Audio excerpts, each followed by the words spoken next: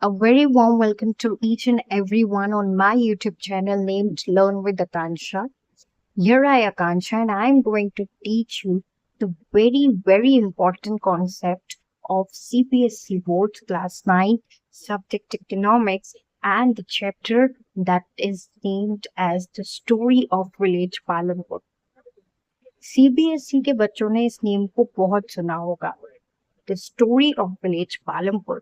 और अगर मैं आपको बताऊं तो ये स्टोरी बहुत ही अमेजिंग स्टोरी है, बिकॉज ये जो पालमपुर विलेज है ना, ये एक इमेजिनरी विलेज, ये रियल विलेज नहीं है।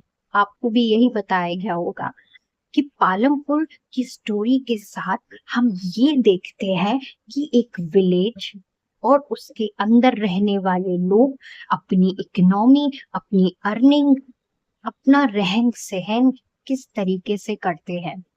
तो आज हम इस चैप्टर के थ्रू एक एक चीज को समझेंगे और इस चैप्टर के अंदर कुछ बहुत ही छोटे छोटे पॉइंट्स हैं जिनको मैं बहुत ही ब्रीफली एक्सप्लेन भी करूंगी।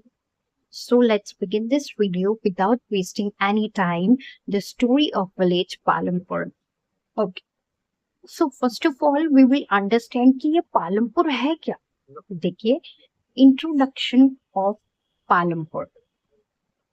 Palampur is a small village in India with around 450-500 families. Palampur Bharat देश का एक सा गांव है जिसमें 500 परिवार एक साथ रहते थे, जिसमें 80 फैमिली बहुत ही रिच थी, जिनके पास खुद की जमीन और सब कुछ था।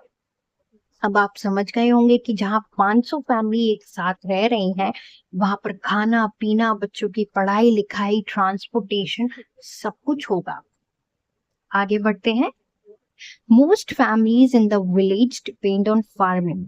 यहाँ पर आधी से ज्यादा फैमिली खेती बाड़ी पर निर्भर करती थी।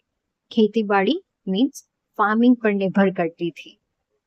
But some also do other job like running shops, teaching और working in a small business. Basic सी चीज है। अब जहाँ पर 500 फैमिलीज हैं, वहां पर एजुकेशन भी चाहिए, वहां पर ट्रांसपोर्टेशन भी चाहिए, अच्छा खाना भी चाहिए, पहनने के लिए कपड़े भी चाहिए और रहने के लिए घर भी चाहिए। तो ये सारी चीजें कहाँ से आती हैं? अर्निंग्स। और अर्निंग कितने तरीके की होती थी पालमपुर में? नॉर्मल जिंदगी की तरह दो तरीके से। तो चलिए अब हम ये देखते हैं कि पालमपुर विलेज लाइफ में लोग अपनी अर्निंग कैसे करते थे। देखिए, टू टाइप्स ऑफ अर्निंग, दो तरीके से पैसा कमाया जाता था। पहला, फार्मिंग, इसका मतलब होता है खेती बाड़ी करना। To grow crops. मैम, ये क्रॉप्स क्या होते हैं? क्रॉप्स क्रॉप्स वो होते हैं जो उगाए जाते हैं, जैसे गेहूं उगाना, चावल उगाना, इन सबको क्या कहेंगे? फार्मिंग। ठीक है, फार्मिंग करके, खेती बाड़ी करके लोग अपना गुजारा करते थे और आधी से ज्यादा लोग खेती बाड़ी करते थे। लेकिन जो बचे कुछ थे वो क्या करते थे? वो नॉन फार्मिंग करते थे। एक होती थी फार्मिंग और दूसरी होती थी नॉन फार्मिंग। नॉन फार्मिंग क्या होती है? प्रोडक्शन, किसी चीज का प्रोडक्शन करना, किसी चीज को बनाना। प्रोडक्शन में गुड्स एंड सर्विसेज आते हैं। अब गुड्स और सर्विसेज क्या होते हैं?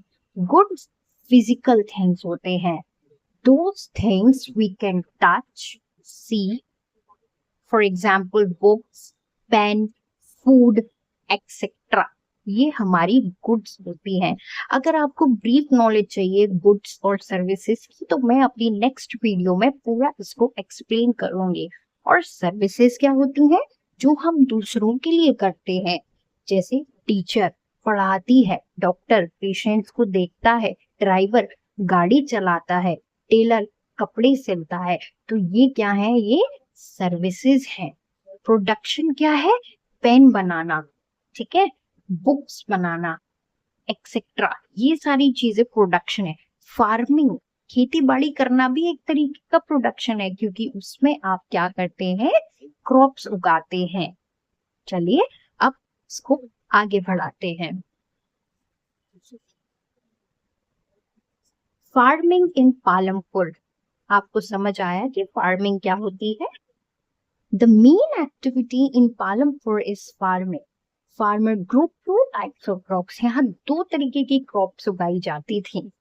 Food crops like wheat, गेहूं and rice, चावल, which are mostly for their own consumption. गेहूं, चावल जो किसान होता था वो अपने कंजप्शन के लिए, अपने खाने के लिए, अपने परिवार के लिए उगाता था. और एक दूसरी तरीके की क्रॉप्स होती हैं कैश क्रॉप्स. फूड क्रॉप्स बेटा क्या होता है? जो हम अपने लिए कमाते हैं, जैसे अपने लिए उगाते हैं, गेहूं, चावल जो हमारी फैमिली खाती है. कैश क्रॉप्स क्या होते हैं? जिनको बाजार में बेचकर हम पैसे कमाते हैं. देखते हैं लाइक शुगर केन, गन्ना एंड कॉटन मानी रुई, which are sold in the market to earn money. इनसे पैसा कमाया जाता था. तो आपने देखा पालमपुर के लोग कैसे अर्निंग करते थे? दो तरीकों से. एक होती थी फार्मिंग और दूसरी होती थी नॉन फार्मिंग. अब देखते हैं आगे. Farmer use modern techniques. बढ़ते बढ़ते समय के साथ फार्मर अपने खेतों में मॉडर्न टेक्निक्स का यूज करने लगे. Tractors to plough the field. खेत जोतने के लिए ट्रैक्टर मंगाने लगे. Irrigation from canals and tubewells. Fertilisers. Ma'am fertilisers क्या होता है? देखते हैं. A substance which is added in the soil to help plants grow in a good way. Fertilizers वो होते हैं जो मिट्टी में, सॉइल में मिलाए जाते हैं ताकि प्लांट्स अच्छी कंडीशन में ग्रो कर सके. ठीक है. इसी तरीके से बच्चों होता है पेस्टिसाइड्स. पेस्टिसाइड्स क्या होते हैं? वो केमिकल्स होते हैं जो पेड़ पौधों को इंसेक्ट, कीड़े मकोड़े और बहुत ही हार्मफुल चीजों से बचाते हैं. अच्छा, अब मुझे एक बात बताइए, ये जो मॉडर्न टेक्निक्स है इसका आविष्कार कैसे हुआ? इसका आविष्कार करने था ग्रीन रेवोल्यूशन. जी हाँ, जो फार्मर्स अपनी फील्ड में मॉडर्न टेक्निक्स का यूज करते हैं वो ग्रीन रेवोल्यूशन कहलाता है. अब ग्रीन रेवोल्यूशन क्या होता है वो भी देखते हैं. देखिए, green revolution means using modern farming methods to increase crop production. नए नए तरीकों से खेती बाड़ी करना ताकि उनकी क्रॉप्स और भी ज्यादा अच्छे से प्रोड्यूस हो सके. अब इसमें क्या क्या आता था हम वो भी कवर करेंगे. It started in India in the 1960s. Farmers started using high yield seeds, fertilisers and pesticides. मैंने अभी बताया फर्टिलाइजर्स प्लांट्स के सॉइल के अंदर डाले जाते हैं ताकि क्या हो, जो हमारी क्रॉप्स हैं वो अच्छी तरीके से उग सके. पेस्टिसाइड्स क्या करते हैं? उनको कीड़े मकोड़ों डेंजर से बचाते हैं. Irrigation methods like tubewells, machines like tractors. This increased production but small farmers face difficulties due to high cost. लेकिन छोटे छोटे जो किसान होते थे उनको इस चीज से बड़ी दिक्कत होती थी. क्यों? क्योंकि भाई जब पैसा ही नहीं होगा तो वो ये ट्रैक्टर्स, ये फर्टिलाइजर्स, ये पेस्टिसाइड्स, ये ट्यूबवेल्स कहाँ से लेके आएंगे? तो कहीं ना कहीं कुछ अच्छा था तो कहीं ना कहीं कुछ गलत भी था. कुछ डिसएडवांटेजेस भी थे इस ग्रीन रेवोल्यूशन के. अब हम देखते हैं कि और क्या क्या तरीके होते थे उनको आगे बढ़ाने के. देखिए, if a farmer grows wheat it is mostly for his family. मैंने आपको बताया अगर वो गेहूं उगाता है तो वो अपने परिवार के खाने पीने के लिए उगाता है. लेकिन अगर वो शुगर केन ऐसी चीजें उगा रहा है, कॉटन, तो वो उनको मार्केट में बेच करके पैसा कमाता है. इस तरीके से अर्निंग करता है. तो याद रखिए पालमपुर में दो तरीके की अर्निंग होती थी, farming and non farming. People in Palampur also earn money through non farming activities. मैं तब से यही समझा रही थी, जैसे कि प्रोडक्शन करना, प्रोडक्शन में गुड्स बनाना, सर्विसेज करना. गुड्स बेटा फिजिकल थिंग्स होते हैं जो छू सकते हैं, देख सकते हैं, जिसको बनाया जाता है। खाना, कपड़ा, pen, pencil, books, dairy farming, selling, दूध बेचना, small scale industries like pottery, घड़े का काम, वीविंग माने धागों में से धागा जोड़ करके कपड़ा बनाना, और मेकिंग टूल्स, औजार बनाना, shops and transport, transport auto चलाना, बस चलाना, ट्रेन चलाना, ना, कार चलाना, इस तरीके से भी ट्रांसपोर्टेशन होकर के वो लोग अर्निंग करते थे।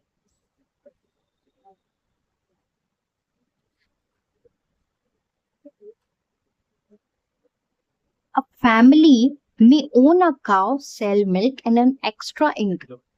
Another family may repair bicycles for neighbors. अब नॉन फार्मिंग में क्या करते थे?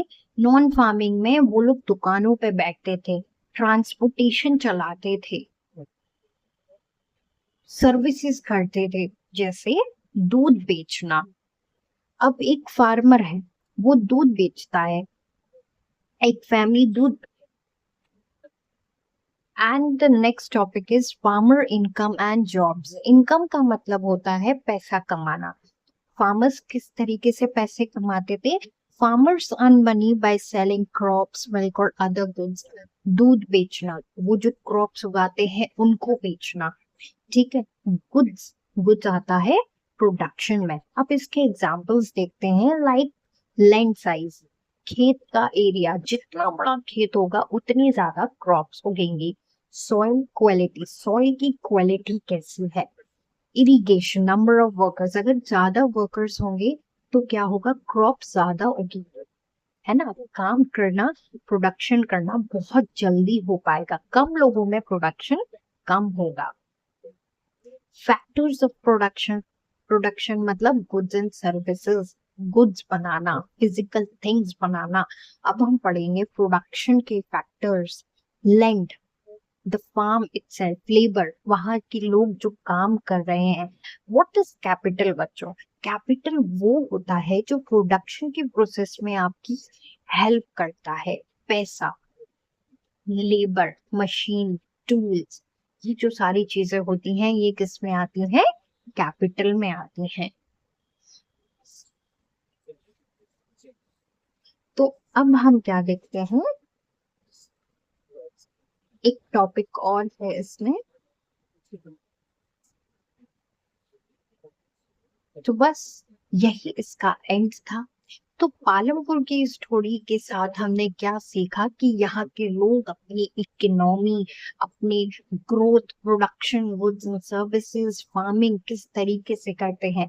तो Palampur is a very small village in India where 500 families together live, है ना, जहाँ पर प्रोडक्शन भी है, फार्मिंग भी है, नॉन फार्मिंग भी है, सारी चीजें हैं, और वो लोग अपनी इकोनॉमी को आगे भी लेकर जाते हैं। आई होप आपको समझ आया होगा कि what is the story of Palampur. And in the next video we are going to cover up the second chapter of class 9 CBSE board. Thank you.